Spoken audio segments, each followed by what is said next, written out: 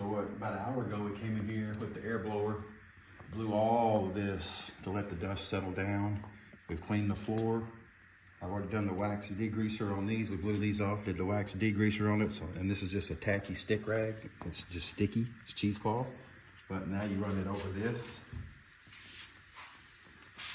and it gets all the dust and everything off of it. Everything sticks to it. So when you put your paint down, of course I already blew my shirt off and my arms, my head. I blew everything all off myself. I blew myself. And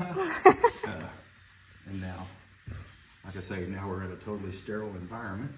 With our homemade paint booth. Paint booth. It works? It works good.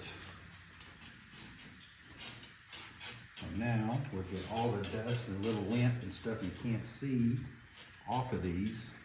And that way when we lay down our sealer, we'll have a smooth finish. We'll come back with paint over the top of that. And it's a done deal, Mama.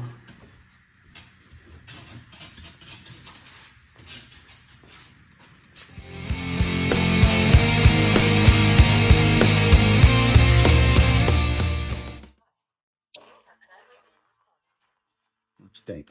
I think it's beautiful. You did a great job.